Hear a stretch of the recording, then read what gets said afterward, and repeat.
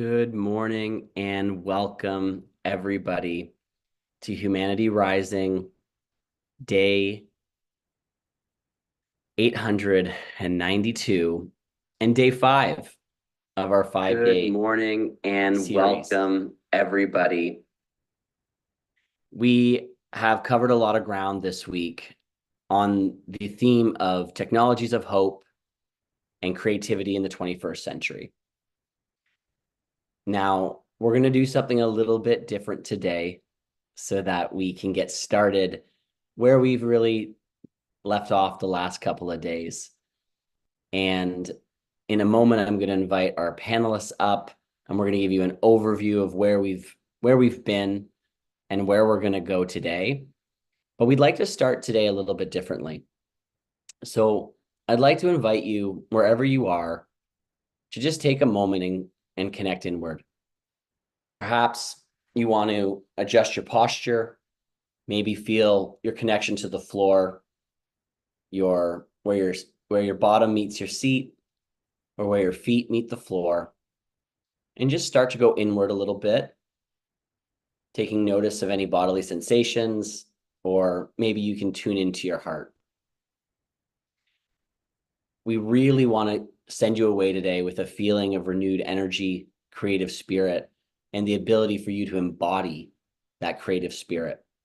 So to kick us off, I'd like to invite one of our panelists to take you on a sound journey for the next 5 to 10 minutes and just allow you to start this Friday, April 5th off with yourself, and maybe you want to contemplate something important.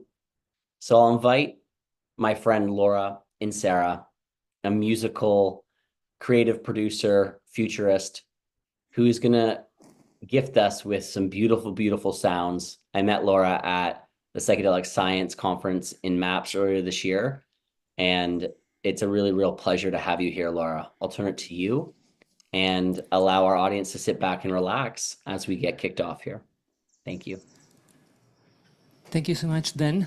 It's such an honor to be here. And yeah, before going into this beautiful verbal journey with our conversation, let's take a moment to ground through music.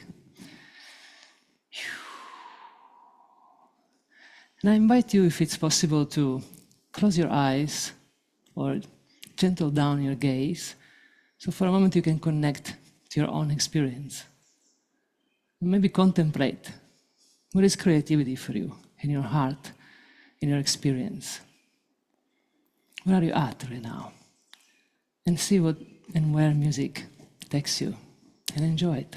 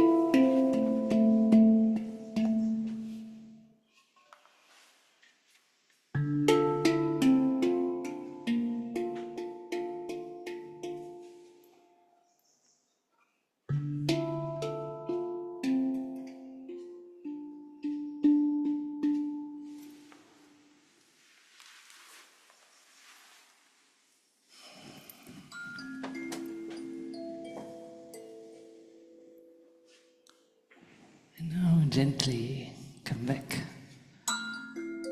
into this moment in time.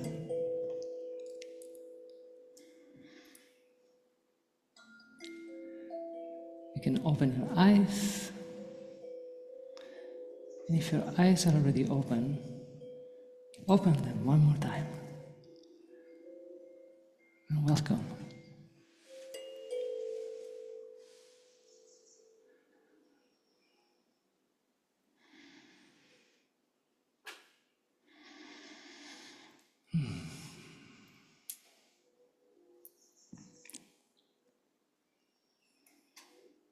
Wow, Laura, that was such a gift. Thank you so much for starting us off in this way. Thank you. So welcome to day 5 of Technologies of Hope and Creativity in the 21st Century. For those of you that have been following us for the last 4 days, we've touched on, in day 1, the role of creativity, setting some foundational pillars for the week with Stanford professor Michael Ray, my friend and incredible violinist Diana Ladio, and our dear Tom Eddington, who carried with me the rest of the week into day 2, where we spoke about the promise of healthcare technology and how the creativity of the human spirit will really allow us to deliver on the promises that we need to stay healthy, happy, and sustainable into the future, with 2 doctors and medical pioneers in Dr. Alexander Greenhill and Amit Balmo. Then Wednesday, we did sound and music as a tool for healing and creativity with the incredible Icona sound musical duo, Pauline and Aka, as well as Richard Grossman, who's going to join us back here today. Richard, I'd love to have you turn on your camera and join the stream. Laura, you can come back on as well. And then we also moved on to the future of storytelling in day 4, where we had Nancy Tilbury from East London, as well as Lee Ventura, a filmmaker, and Dre LeBray, a futurist, that were talking about the importance of stories and how stories around a campfire can really move whole societies and civilizations. And then now today, we're looking to the future.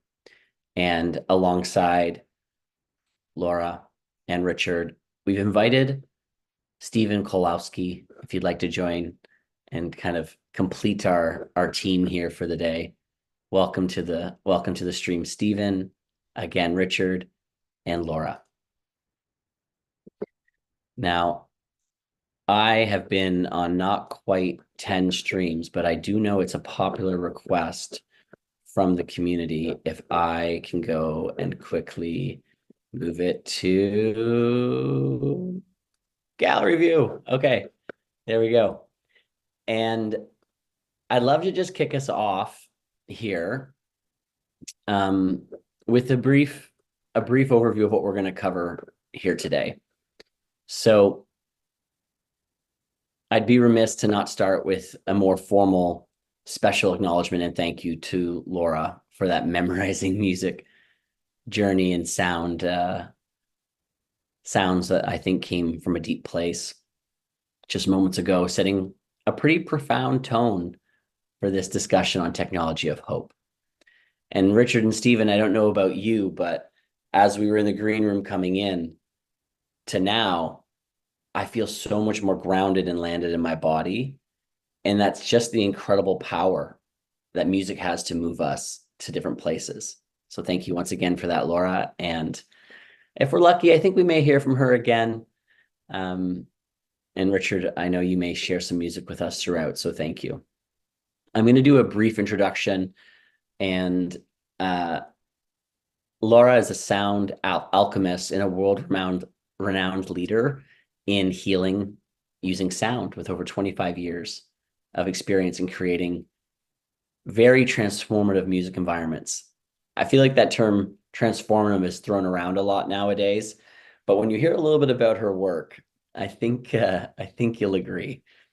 I actually met her doing a much longer sound journey in person at Psychedelic Science in Denver in almost a year ago, and it was really special to have that. She's also a teacher, a multimedia producer, and one of the things I really loved in your background was a technician of the sacred. I thought that was really cool. She integrates deep understanding of music, ancient wisdom traditions, and cutting edge technology, which is why she's here today, to develop meta music healing practices. Her work has been featured in the New York Times bestseller, Your Brain on Art, How Art Transforms Us. And it empowers individuals and groups to explore personal growth and the human potential through sound, ancient wisdom, and technology. Thank you for joining us, Laura. Thank you, Dan. It's such an honor to be here. And Richard Grossman joining us again. We didn't get enough of your gems and your wisdom and your music on Wednesday, so I invited you to come back today.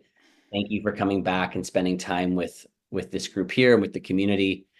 In case folks didn't hear from Richard last time, you're lucky to have him here today, but he comes from a lifetime dedicated to holistic healing and spiritual exploration with extensive training in acupuncture, traditional disease medicine, or traditional medicine. Excuse me, I've only had half my coffee. Traditional Chinese medicine, which does help with diseases, and a diverse array of healing modalities. Richard integrates traditional healing practices with contemporary approaches like sound and entheogens.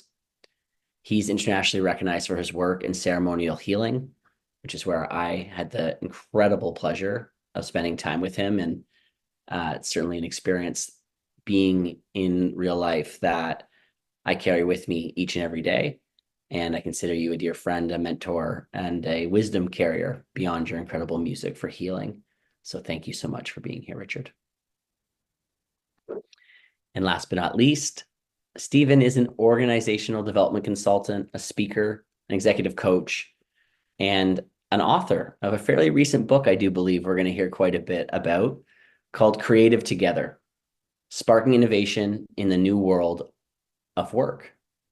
And I, like you, Stephen, have come from the corporate background and sort of reclaimed my birthright as a creative human a little bit later in life. And so for those of you that are listening, if you don't necessarily, not that I promote labels in any regard anyways, but if you think, oh, creativity, that's for someone else, we hope to change your mind today. And a lot of our conversation is going to be about that, because absolutely everyone is creative. It's your birthright. And it usually starts with you giving yourself permission to be curious and to play.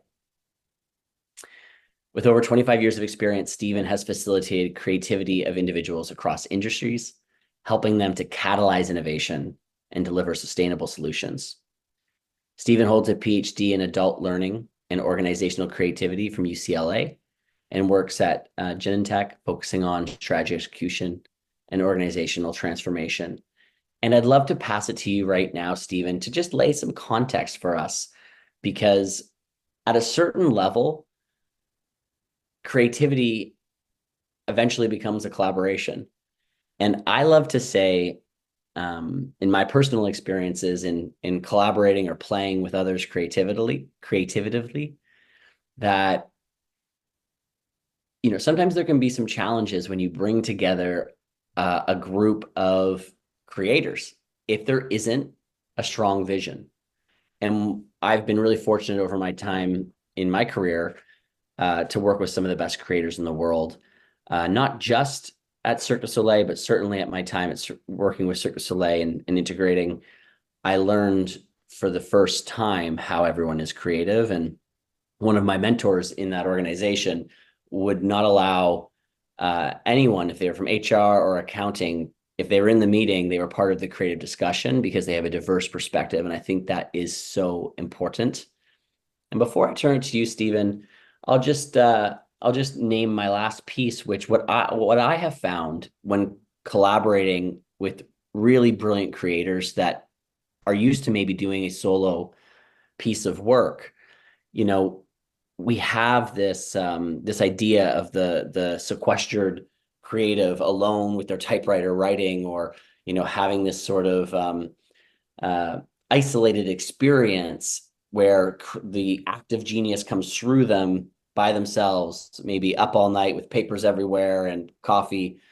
The incredible author of Eat, Pray, Love has a really beautiful TED Talk on finding your creative genius, where she talks about how maddening it can be to believe that that's the only way for creativity to come forth. And what I've personally seen is when you bring together great creative folks, you need to be both an architect, setting some structure and some constraints and some somewhat of a container to play inside, while also being an archaeologist together, making it very clear that we're trying to discover the vision together. And that really allows, in my experience, to have great creative people feel bought in on their ability to be creative together. Over to you, Stephen. Thanks. And it's so great to be here, especially amongst such esteemed folks. Thank you for the invitation. Totally, resonate with what you're saying about, the future is about getting creative together. And the idea of the lone wolf or the person in the lab or the whomever. What's really important to remember is creativity is completely agnostic of domain. It's not the property of any domain. And most of us are walking around with an old story of what creativity is. It came from these roots of articles and research that appeared in journals of giftedness. And so there's this theme that we've all sort of just bought because it's held in our collective unconscious, that creativity is somehow an ability and some people are more creative than others. And it's just absolutely not true. Creativity is actually a potential, which means it's so important. The difference, it might sound like a little thing, but the difference is huge. If creativity is a potential, then we don't have to compare ourselves to each other. If we're creative, if we express our creativity, we express our creativity. If we don't, we don't. It doesn't mean that we're not creative or we're less creative than anyone else who expresses it differently. And sometimes people confuse the products of our creativity with creativity itself.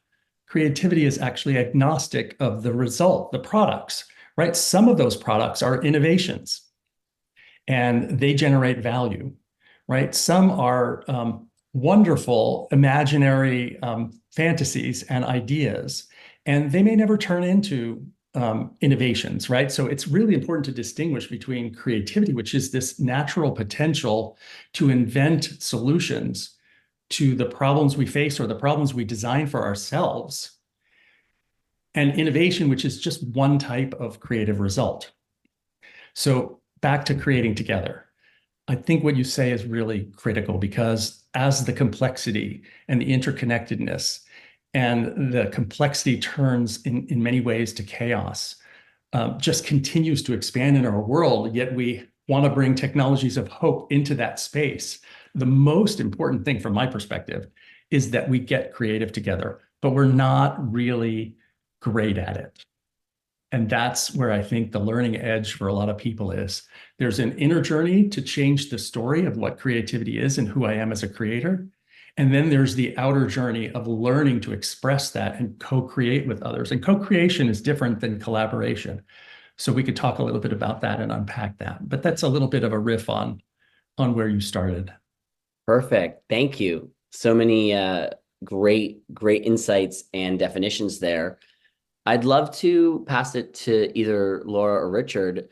If there are any kind of, foundational comments you want to make. I know, Laura, you're one that believes in the definitional difference between creativity and art. I don't know if you want to speak to that or anything that you'd like to share as sort of opening remarks on this topic of the collective creativity in the future. Yes. Well, Stephen, you said it very well, that creativity is a life force that we all have. I always say, even the way in which you make your coffee in the morning, it's an act of creativity. The way in which you dress, you choose your t-shirt with your pants, especially for us Europeans, you just want to match those colors, or, find ways in which you create harmony, create beauty, you create something that expresses yourself in a way that is bigger than the sense of self that you have. That's for me what creativity is. And when I say the difference between creativity and art, it doesn't mean that there is really a difference.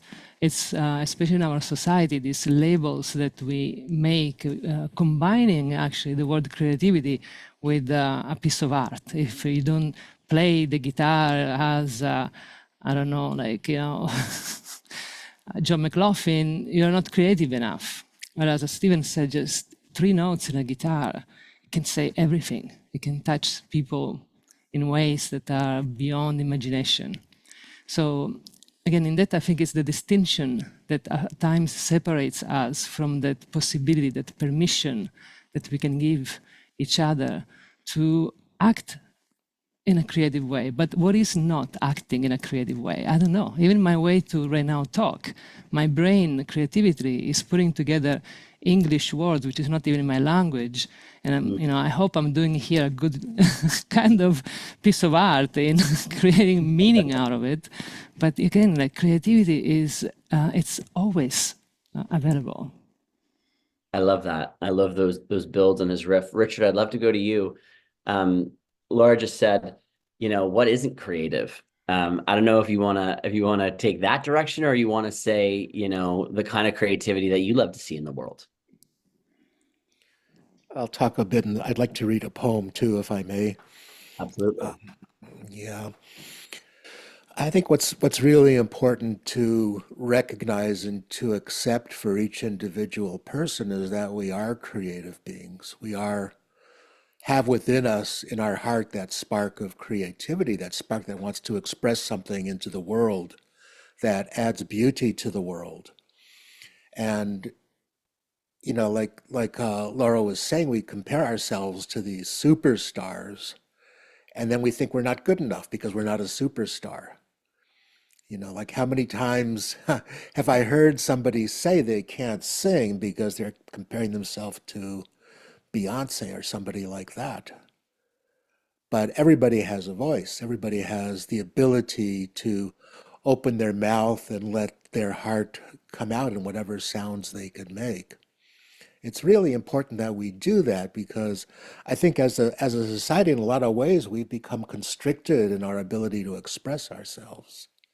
And the devil in this is self-judgment, comparing yourself against anybody else. There's a really great story in the Hasidic tradition, and this man goes to his rabbi and says, "Rabbi, I'm terrified." And the rabbi says, "What are you afraid of?" And the man says, "Well, I'm afraid that when I die, God's going to judge me for not being more like Moses." The rabbi slaps him on the side of the head and said, "You idiot. God's not going to judge you for not being like Moses. God's going to judge you for not being you." And so, for me, life becomes this journey of, what am I? How do I express myself in my most authentic way? How do I express myself in a way that adds beauty to the world? And, like everything else, I fail all the time, but, you fall off a horse, get back on again. So anyway, this is a really beautiful poem from Hafez that deals with art. It starts, let's see. We could start anywhere with any word in this fertile, luminous world in which I live. A. Okay, A will be just fine. Somehow this needs some kalimba. A will be just fine. Art is the conversation between lovers. Art offers an opening for the heart. true art makes the divine silence in the soul break into applause. Art is at last the knowledge of where we are standing in this wonderland. When we rip off all our clothes in this blind man's patch veil that got tied across our brow so long ago. We are partners straddling the universe. Someone inside of us has one foot upon each resplendent pole. Someone inside of us is now kissing the hand of God in this moment and wants to share with us that grand news. You will find yourself knee-deep in ecstasy when all your talents to love have reached their heights. Hafez, time, space, and boredom are just passing fads. All your pain, worry, and sorrow will someday apologize and confess that they were nothing but a great lie. Art is the conversation between lovers.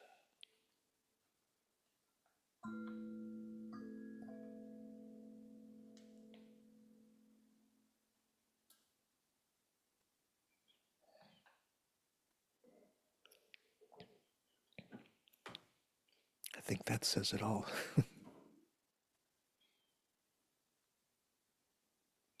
Thank you, Richard.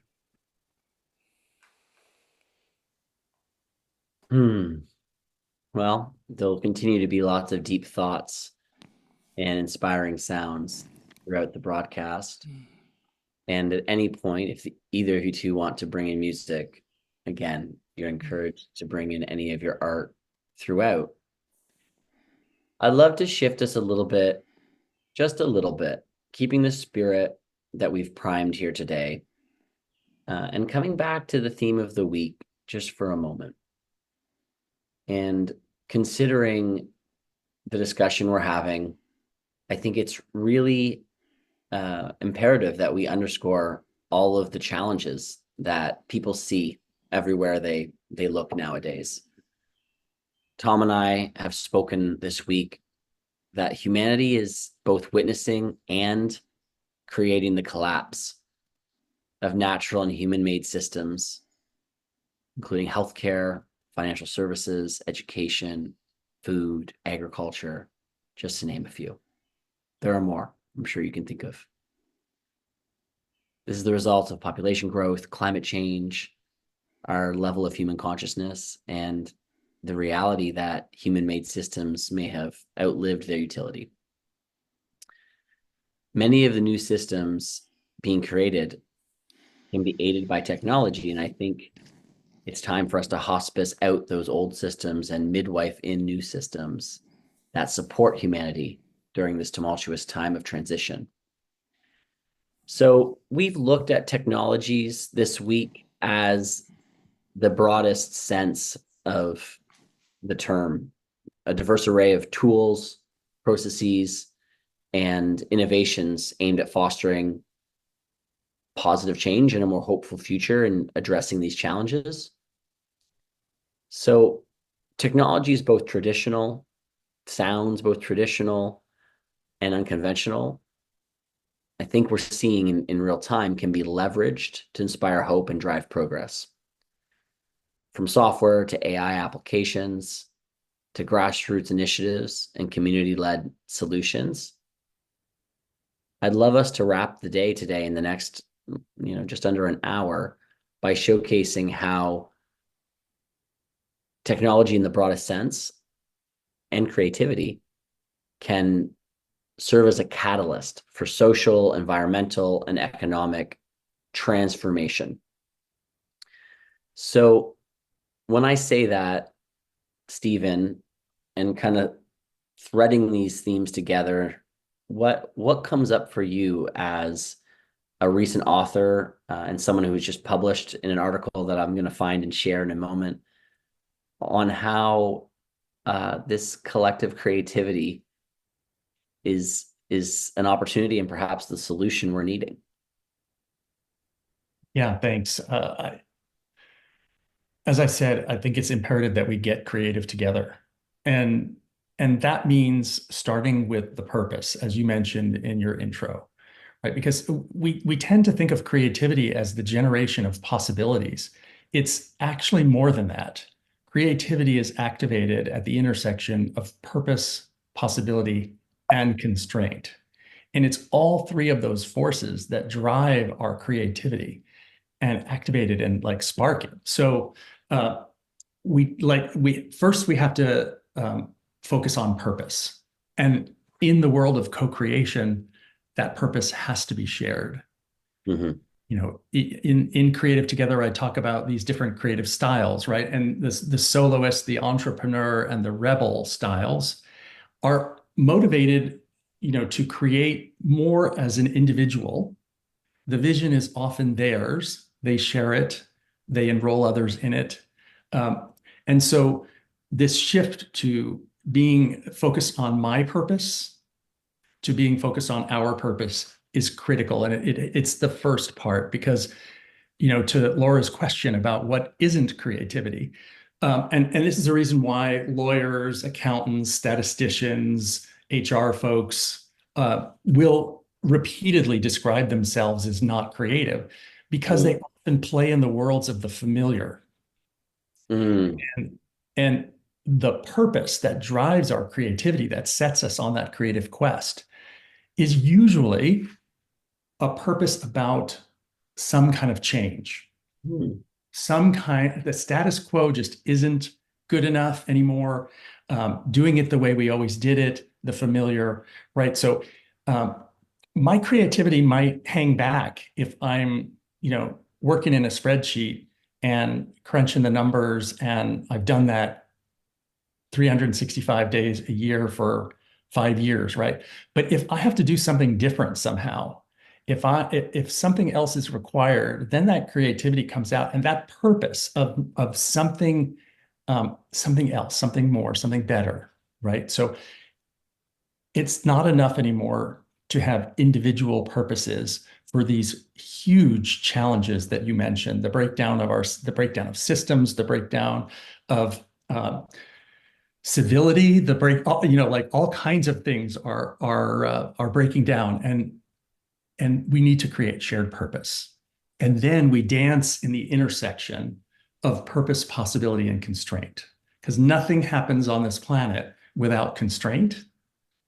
And sometimes when we think about creativity, we avoid the constraints, but every domain, whether it be art, music, science, process engineering, architecture, every domain has constraints, right? So when I work in the world of the employee experience very often, and the first place I go when I'm working on something is the legal department. Mm-hmm. All of my colleagues will avoid the legal department.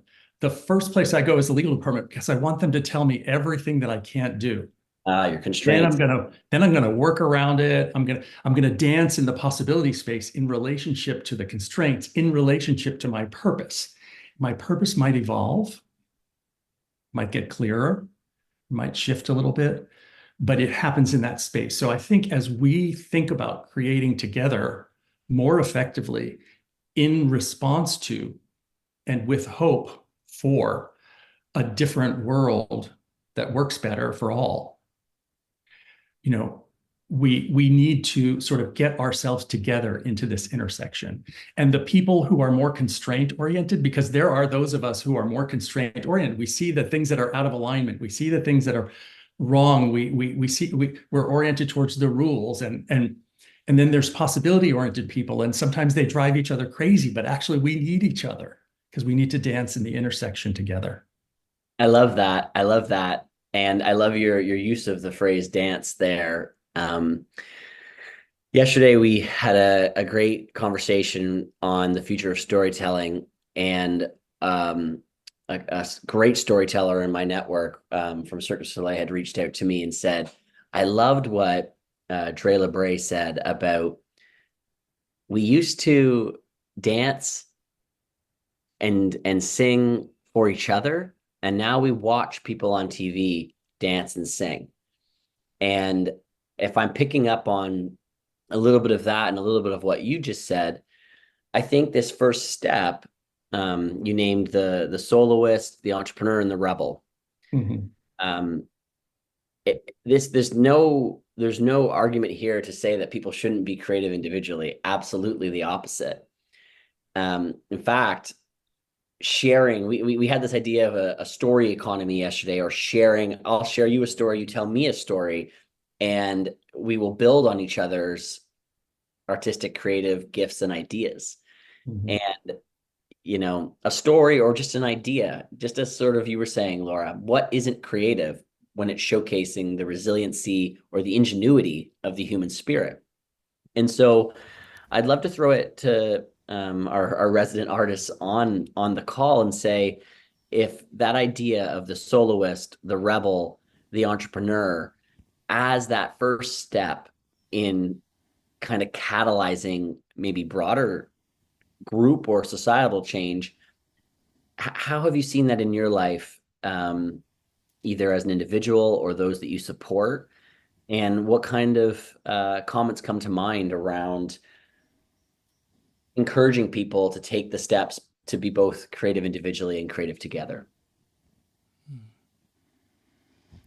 Is this a question you're asking me? Absolutely, because you spoke first.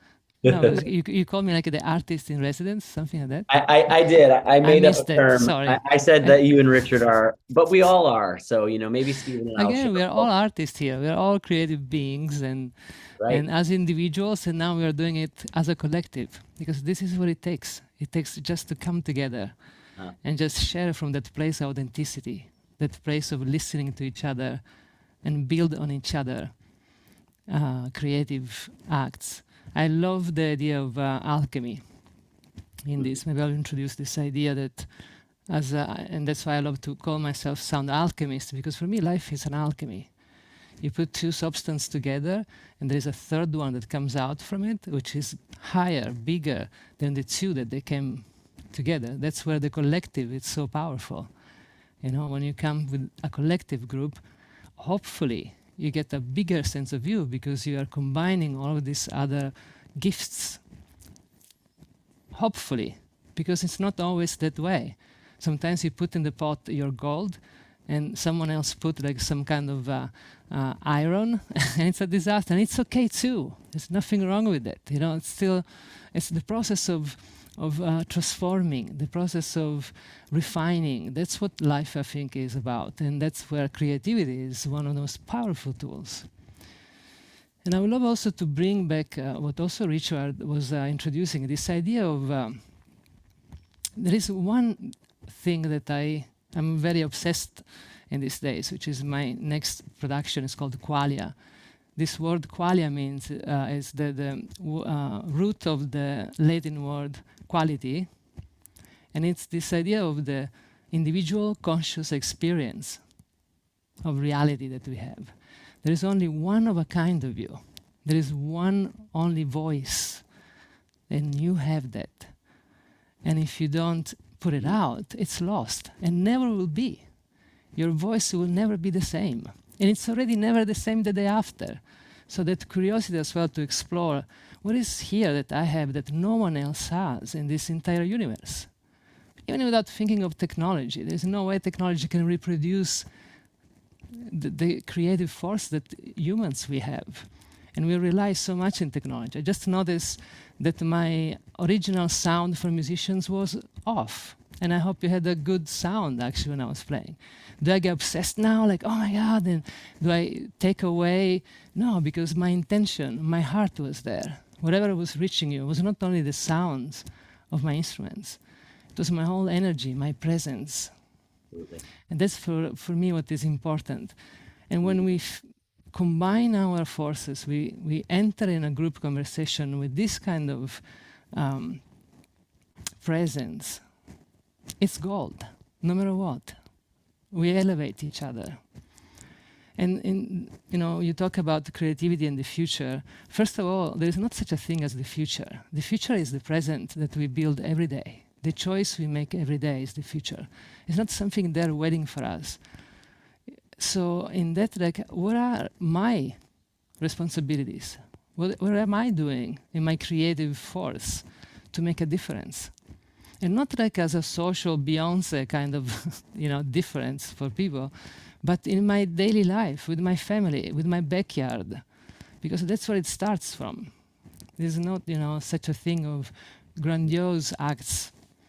And then there are people that are more exposed to big communities, and that's where we can support them by showing up.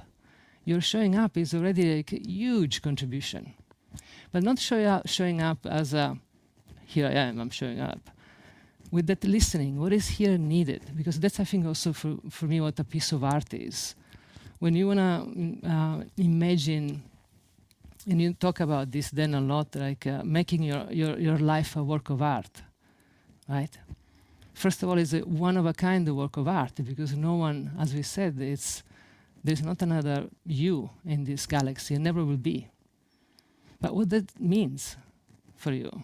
What is this one-of-a-kind gift that only you have? How do you manifest it? And this is why I love ancient technology, because ancient cultures, they were all supporting that.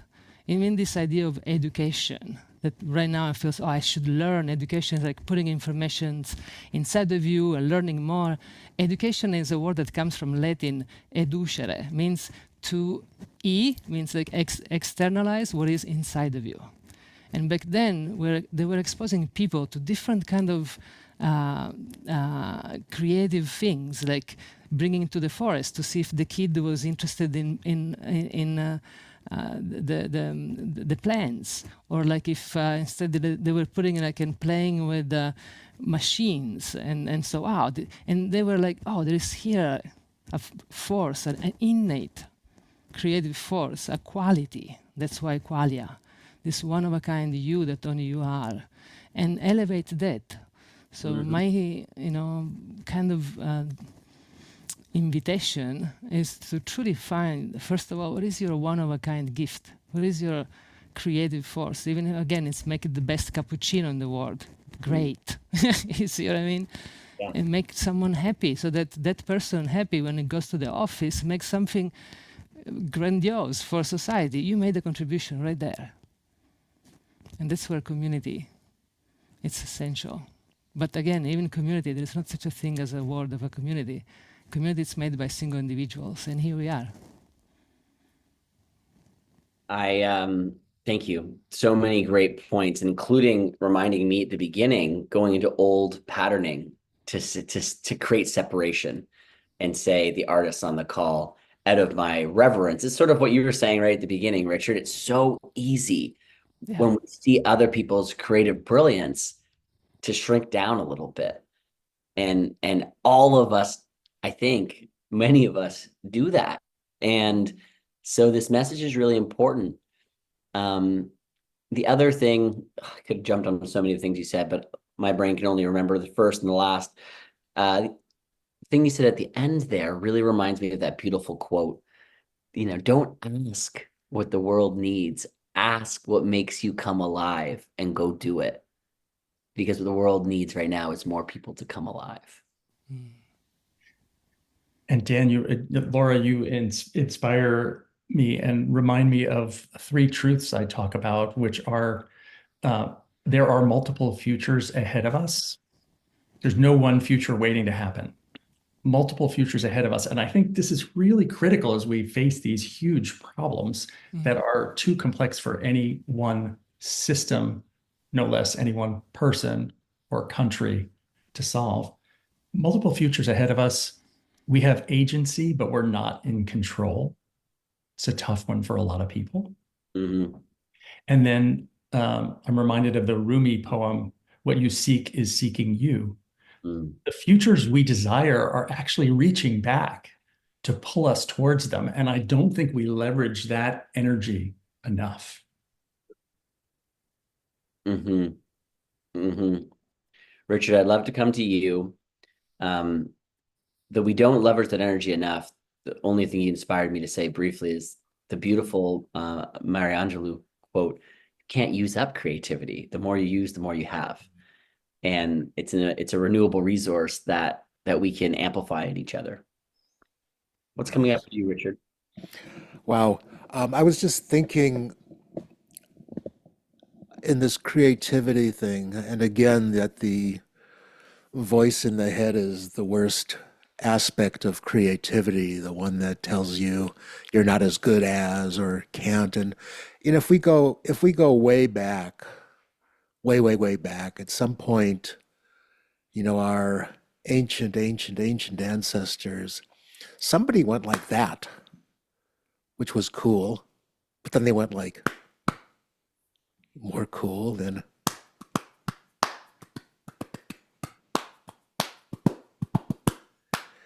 And music was born at some point. That happened, or something like that. Maybe it was hitting a stick against a log, and the drum was born. So it's almost as though to discover real creativity within, especially artistic creativity, we need to go back to the ancient roots of what we were as children. Because kids don't have any filters, shouldn't have any filters anyway. A lot of the kids get ruined by their parents putting the filters on, but a kid's gonna sing, a kid's gonna bang on things, and a kid's gonna go up to the piano and listen to what the sounds are if they have the choice to do that. And so, I was also thinking about going out of this world of music, because it's hard for me to get out of that world of music sometimes, but creativity is responsible for all of the foods we eat right now. Whoever imagined taking, flour, adding water to it, mixing it up, and then squeezing it out through little tubes, or cutting it, flattening it and cutting it, and boiling that, and making pasta. What an astounding creative step that was in human creativity in the food world.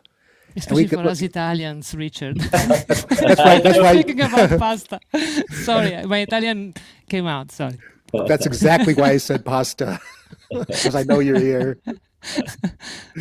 I was going to bread, but it was like, oh, Italian pasta, we have to have pasta. Yeah. So, whatever it is an act of creativity, and creativity comes from experimentation. Mm-hmm. If we don't experiment, if we don't try something we've never tried before, we'll never know. Like people ask me to teach them flute sometimes, and I'm by no means a teacher of anything, but I'll tell people some flute techniques. But the first thing I say is, do this.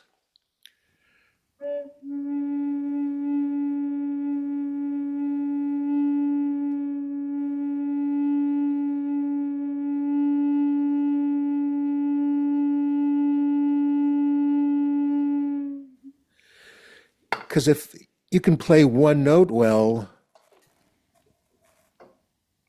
you can add on to that one note through experimentation and discover what sounds good together. And I'm reminded of a science fiction story I read once. So beautiful. I can't remember who wrote it. It might have been Isaac Asimov or Ray Bradbury, because it came from when I was a kid, and those were the only two people I read when I was a kid. So I think it was Ray Bradbury. But the idea was that in some future alternative society, when they recognized the creative spark in a child, or the creative genius in a child, they took that child and put them in a cabin in the woods where they were all alone. No telephone, no Wi-Fi, no way to talk to the outer world. They were fed, randomly. But in this cabin was all of the musical instruments and musical technology that they had available to them. And they weren't allowed to listen to anybody else, because they didn't want their creative genius to be changed by hearing somebody else's creative genius. So it goes on. This one one boy was put into this place and developed this incredible, astounding genius with his music. And people could, hear what he's done all over the world, and he became like a hero, musical hero. But then one day he was like, I want to hear somebody else. I want to hear somebody else. I want to hear somebody else. I want to hear somebody else. And he snuck out, and I don't know exactly how it happened, but he heard Bach and was blown away and realized that he could never let anybody know that he did this, because then he'd lose his position in this creative genius cabin. So long story short, after some weeks, his, I don't know, teacher, boss, whatever it was, came to him and said, well, I know you've listened to Bach. You have to leave. And the young man said at this point, how could you tell? I was very careful not to add anything that sounded like Bach to my music. And he said, that's how he could tell there was suddenly an absence of that particular thing in your music, that Bachness in your music. Okay, I'm going to pick up on that. Okay. So what is, people say imitation is the greatest compliment. What is the balance between copying and playing together and building upon? I think they're both okay. I don't think any of us would want to go off and do a cabin in the woods and just be with musical instruments. I mean, maybe, I don't know. May I add something about that? Because, Absolutely. being Europeans and the idea of bottega, when Raffaello or all of these great artists, they had pupils. And we were like creating actually art currents, which today we don't. Today it's just chaos. We were building on each other creativity. As we said before, that's the power of community. Doesn't mean that you kill my creative genius. Because if I come to your bottega, meaning if I come to your workshop, it means that first of all, I have a resonance. It's like when, as a disciple, you were joining a maestro, because you were feeling that the feeling of that person was very similar to yours. But then it was about the teacher to leave you that freedom as well to express yourself in that uniqueness. But that first apprenticeship was also essential part of the evolution of what we have today as, again, masterpieces, as Dan remind us. So that individual and collective, it's a dance. As you said, art is the dance of the lovers. I don't remember, Richard, your poem. Conversation. A conversation. And that those lovers is not only the inner lover within yourself, but it's the lovers that you find outside of yourself for sympathetic resonance, talking about music terms, right? And so that's why if you were like sympathetic resonance with colors, you were to Raphael. If you were more sculpture, you were to another bottega, another workshop. But those instigations, they were essential, were like igniting. And at the other side, I want to stay also with this theme. You said so many things that are interesting. This idea of technology, right? Then we are evolving, and then we think that technology now and AI, especially with this new advance of tools like that, we are also killing our own source of creativity, because now the bar is even higher, and now I feel even less. But look what happened. Like my, sound musician was off. I have no idea now if actually, thanks to, I was betrayed by the technology. If we were in each other's presence, it was not betrayal. But you weren't actually, because I had two people reach out to me and say, holy, the sound quality is incredible, Dan. We have to get that up for Rizio. So lucky me. Okay. That's what I'm saying. At this point of my life, I feel that it's, again, and also this limitation, we feel like right here, thanks also to technology, look what we're doing, we are together. And it's not only the screen, I'm there with you. My heart is here. Even if my sound was not, I will still be like, I did my best. And that errors, that at times those mistakes, as you said, like, it's not only be perfective. Before making pasta, how many times they failed? So even when you fail in what you're doing, it's okay. Absolutely. Stephen, what's coming up for you?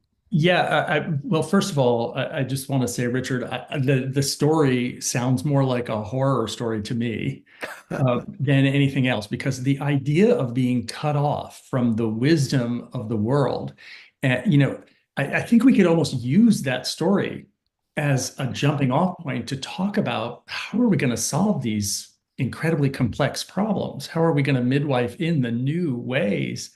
And we are not going to do it by, putting anybody in some place where they're cut off from the collective unconscious and the wisdom of the world, right? So I just wanted to say that. I also think it's really important for us to be careful about whether we're judging the constraints.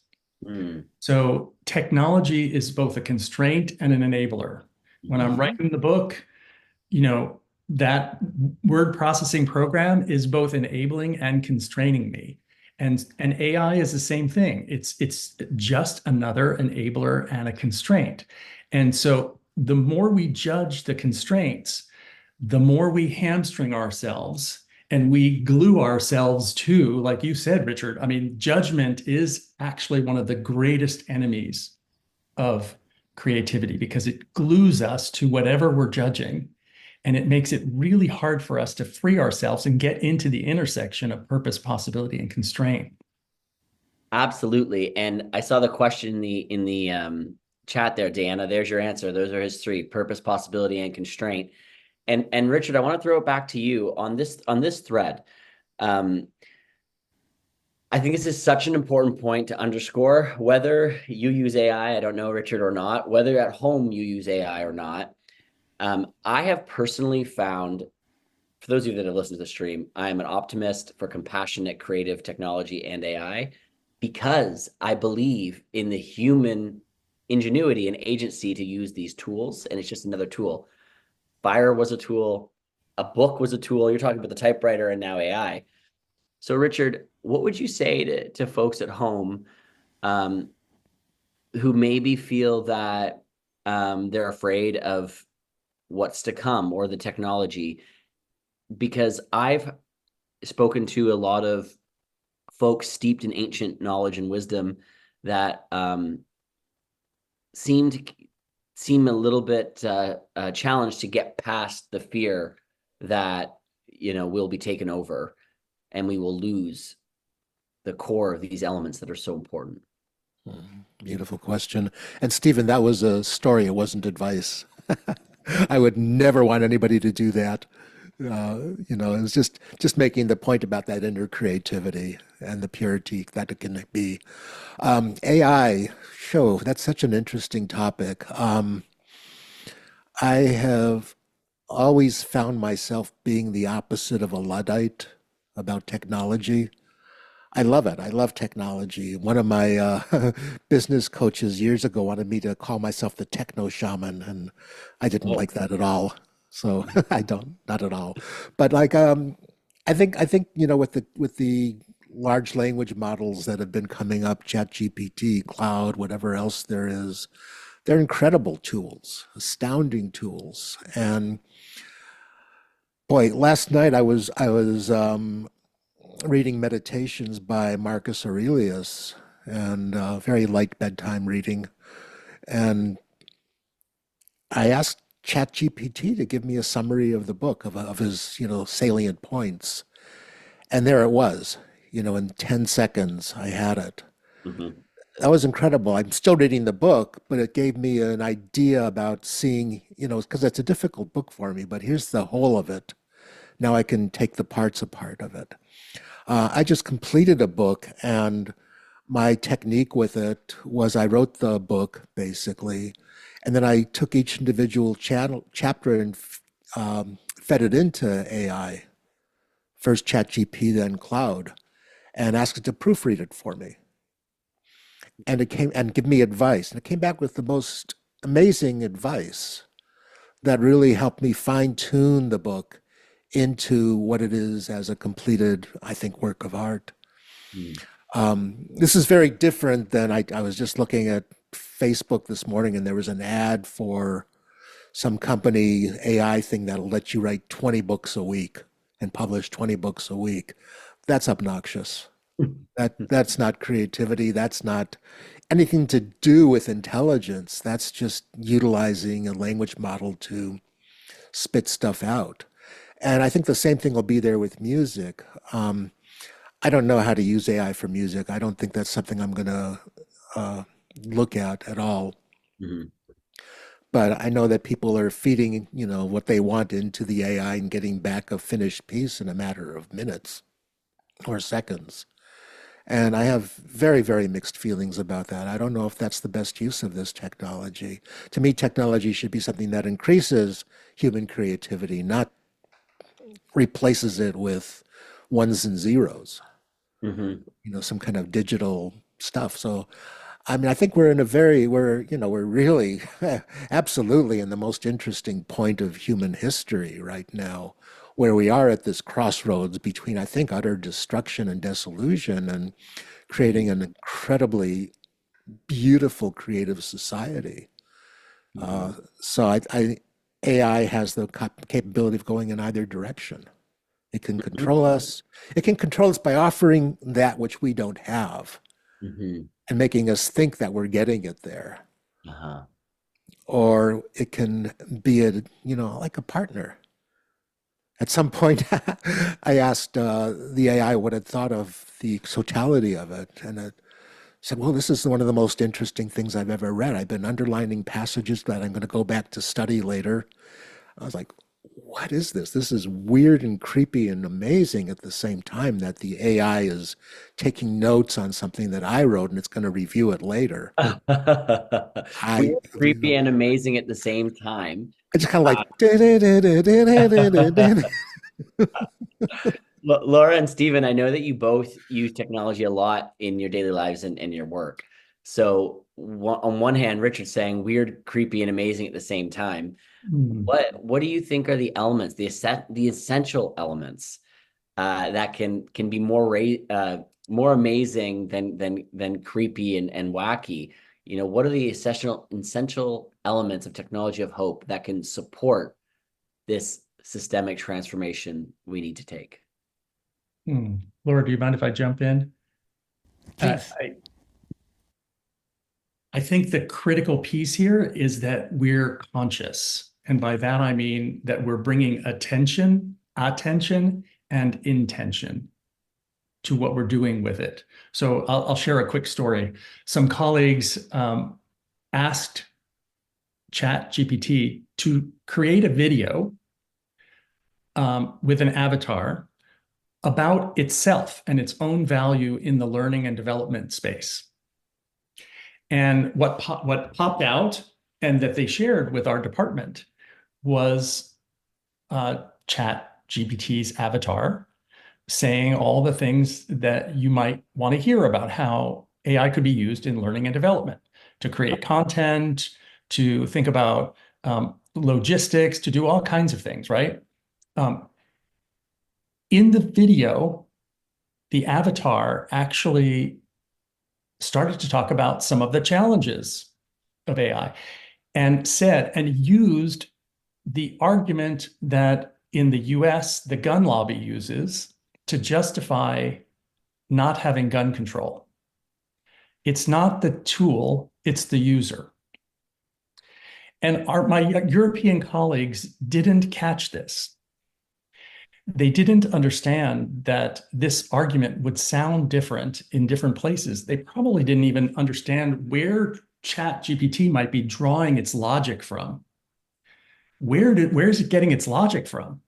And should we be critical of that with attention and intention? So it's just a small story, cultural sensitivities, things that would be offensive in other worlds, right? If we're going to solve some of these global problems, we're going to have to bring a whole new level of attention and intention to our use of technology and tools like this. Thanks for letting me jump in, Laura. I had absolutely. You just are echoing a lot of what is my same feeling. It's all about how you use it. It's not about the technology. It's not about AI, the problem. And when AI was really created, it was not called artificial intelligence, which makes us feeling it is something outside of us. That A was standing for augmented intelligence.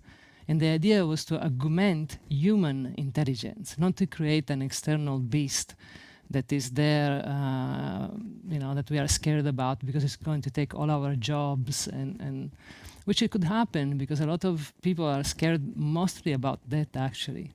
But it's the intention, and it's a tool. You use it for the good or you use it for the bad.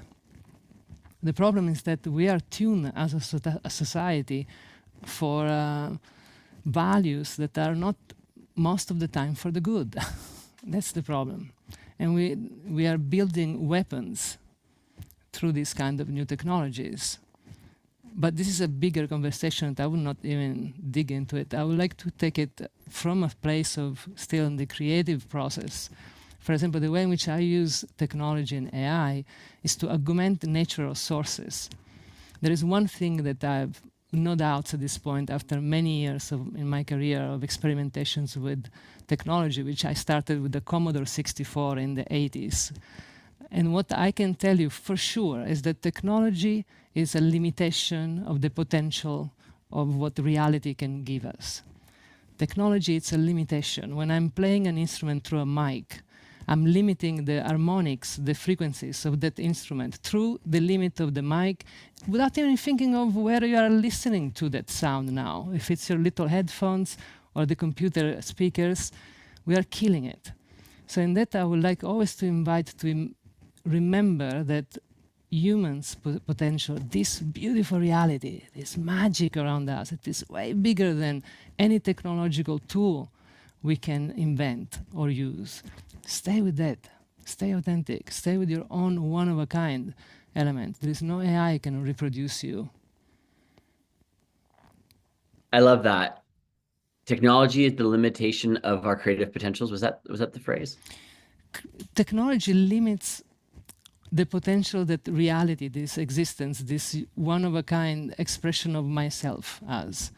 If you are exposed to a natural sound in live presence, meaning while these waves are touching your body, you have a certain kind of potential and availability of that nourishment, of that experience of what we call sound.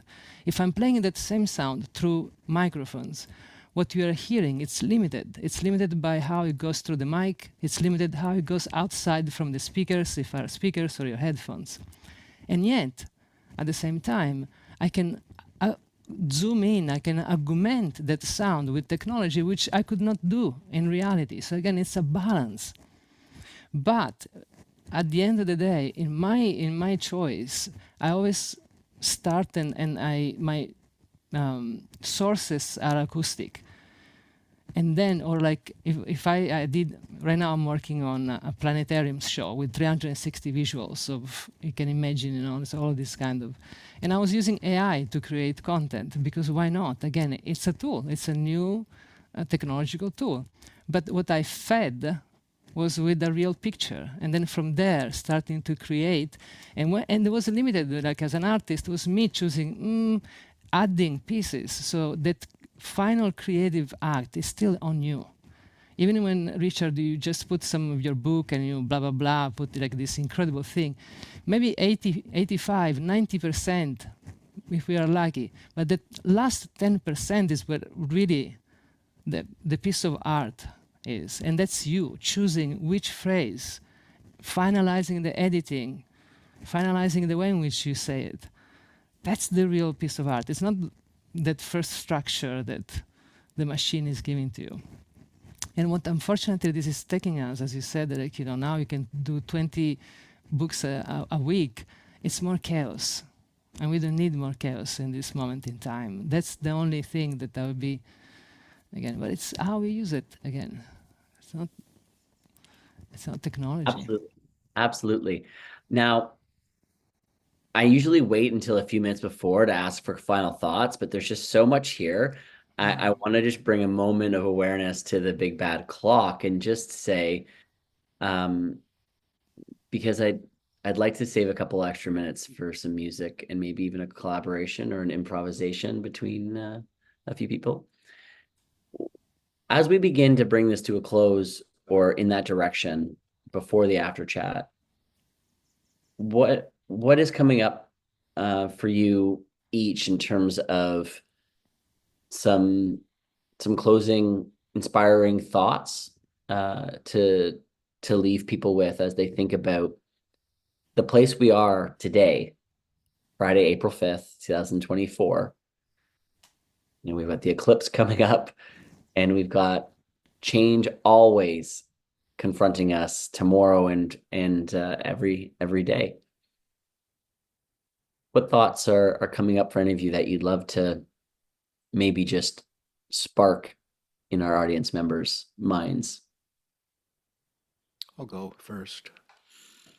I think given everything that's happening now, I would like people to reflect that everything that's happening now is something that you've read or seen or heard from somebody else. And, our thoughts do create our reality in a way, because our thoughts create the filter through which we perceive reality. And it's really important to take time to disconnect and to not be fed all of the information and ideas and thoughts that are being fed to us. I'm not a conspiracy theorist. I generally strongly dislike conspiracy theories, as you know, Dan. But one of the conspiracies that I do believe, I mean, it's my own conspiracy theory maybe, is that our minds are being manipulated into perceiving reality in a certain way. And it's being done with some intention. When we watch a movie or a TV show, our minds are being manipulated. I don't remember who said it yesterday, but they were talking about, we know exactly where to put the beats now to make the heartbeat increase. We know exactly where to do, put the words in that'll change people's consciousness when they're making a movie. Yeah. And so, separating from that's really important so that we are integral beings.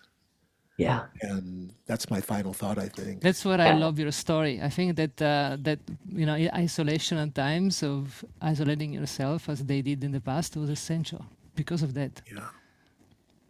Beautiful. And I love that you brought in yesterday as well, because we had a filmmaker, Lee Ventura, say, as a career writer and producer, the story beats are clear, whether it's Joseph Campbell's hero or heroine's arc, and we had Nancy Tilbury say she's made a lifetime career of creating emotion on demand, and has really taken a moment to think about how she feels about that.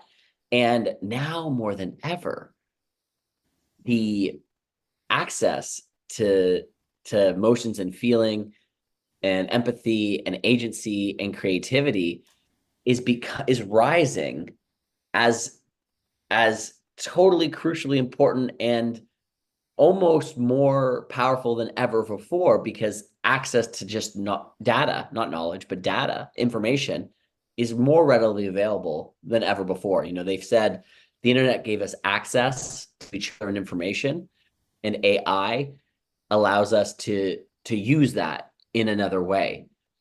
And the last really inspiring quote I heard on AI was the average if we read a book every day from the time we're literate to our last days, we could read at max, this is pretty staggering, I don't think I could, but 40,000 books.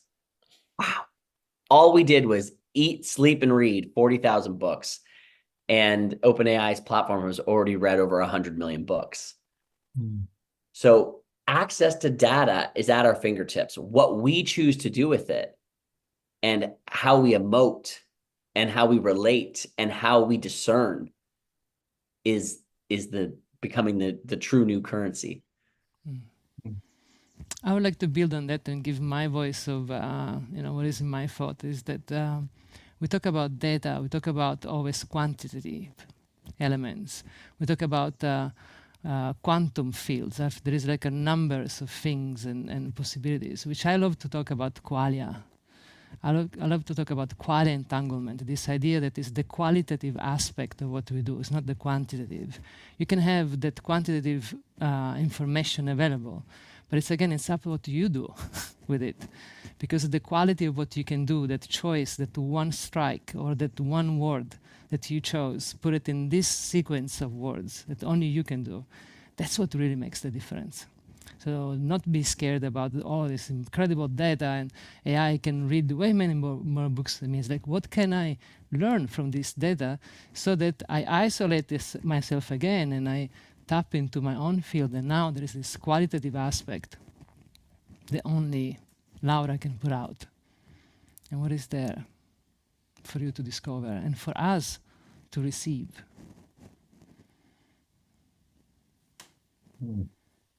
Thank you, Richard and Laura.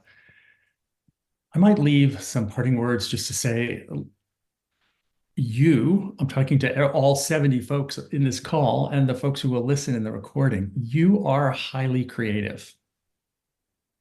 I've had a lot of people argue for their limitations over the years, but I would like to invite you to hold that in your heart and in your being. You are highly creative. You don't have to compare yourself to anybody else.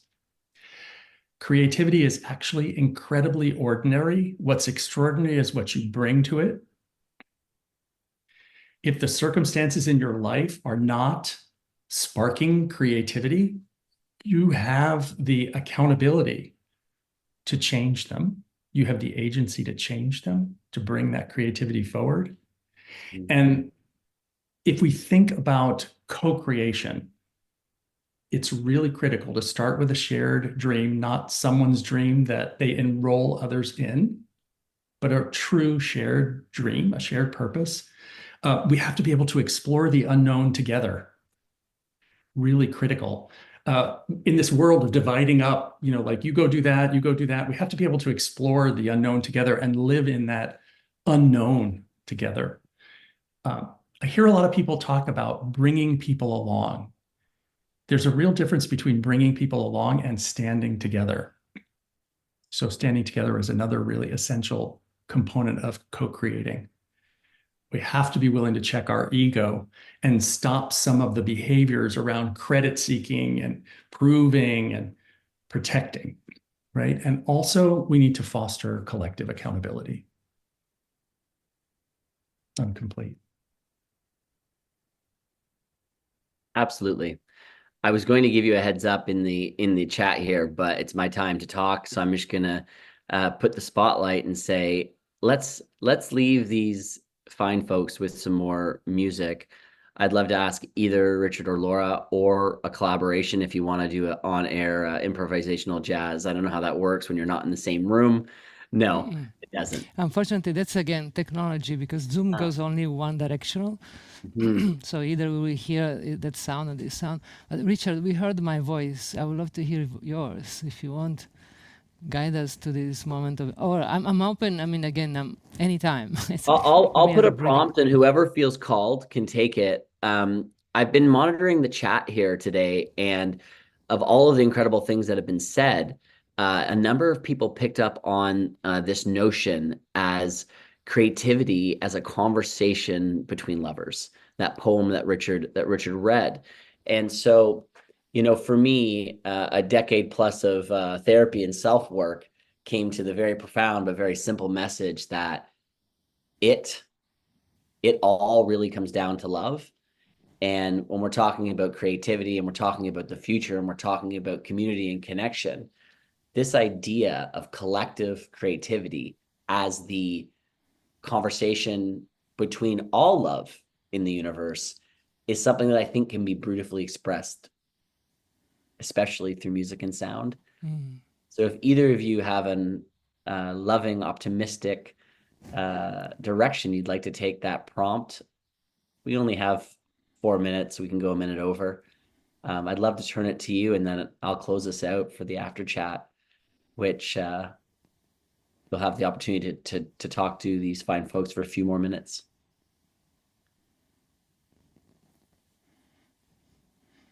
Richard, you're muted. I'll make some funny sounds. That should take it out nicely.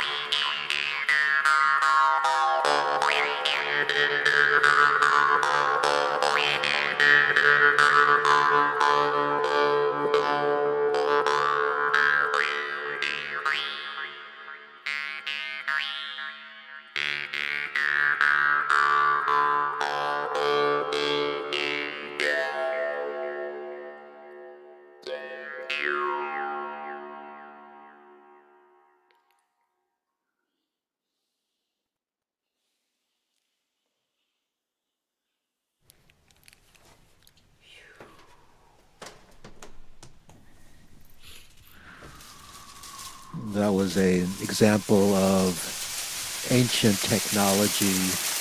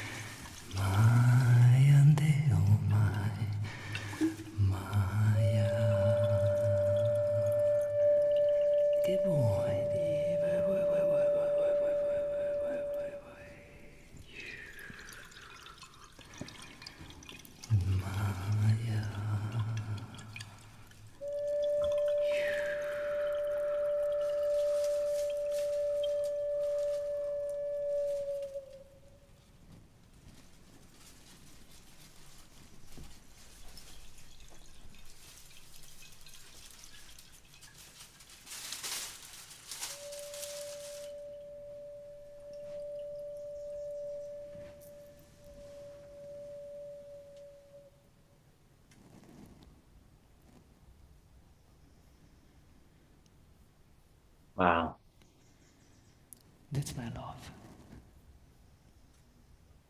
We feel it. And if each of you are able to join for a few minutes, the link to the after chat will be dropped in the chat here by Stan, and you can engage with some of the folks. I'd like to just hold the energy of the music and the love that's been shared. And as our journey through today's conversation and this incredible week, it's been such a blast, on the topic of technology of hope draws to a close. I'm filled with an overwhelming sense of both optimism and possibility. The insights shared today by Laura, Richard, Stephen have not only illuminated the transformative power of collective creativity, but have also underscored the profound impact of embracing technologies with purpose. your stories and experiences reminds us that the intersection of innovation and the human spirit lies extraordinary potential for positive change. The immersive soundscapes that have shown us here in real time that art and technology, when harmoniously combined, can really nurture the soul and heal the heart, reminding us that beauty surrounds us and connects us everywhere. Richard, your holistic approach to healing that I've experienced firsthand reinforces the idea that our health and our well-being are deeply intertwined with the health of our planet. So I urge us to embrace the practices that honor these sacred connections between us and the earth and those around us. And Stephen, your organizational creativity, work, and insights highlight the incredible things that we can achieve when we come together, think outside of the box, and dare to dream of a better world. But what strikes me the most today and this week is the underlying message that runs through all of these stories. The belief in the power of each individual, each of you, to spark change. The belief is not just hopeful, it's empowering. It invites us to step up, to wake up, to use our unique talents, our authentic voice, and our passions in service of something greater than ourselves.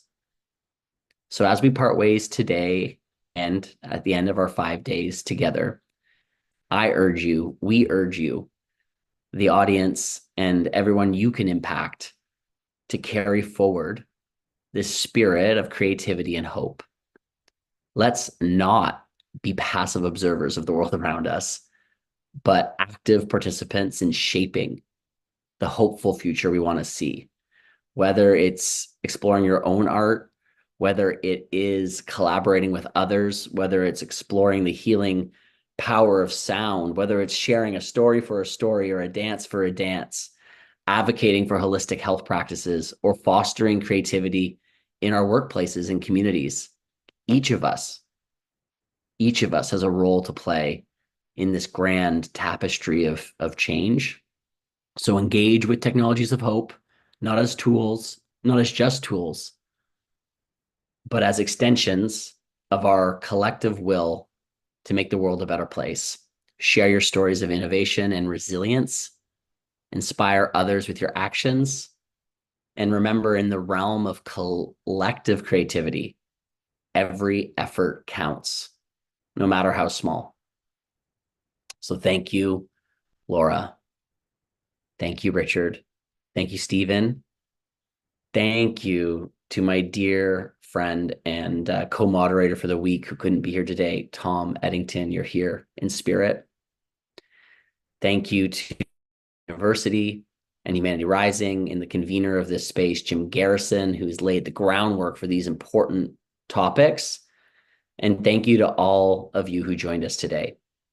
Together, let's embark on a journey of transformation, armed with the knowledge that within each of us lies an inexhaustible source of creativity and hope. Let's be the architects of our future, or the archaeologists discovering a shared vision together, a vision for a future where technology and human spirit converge to create a world of not just survival, but of thriving.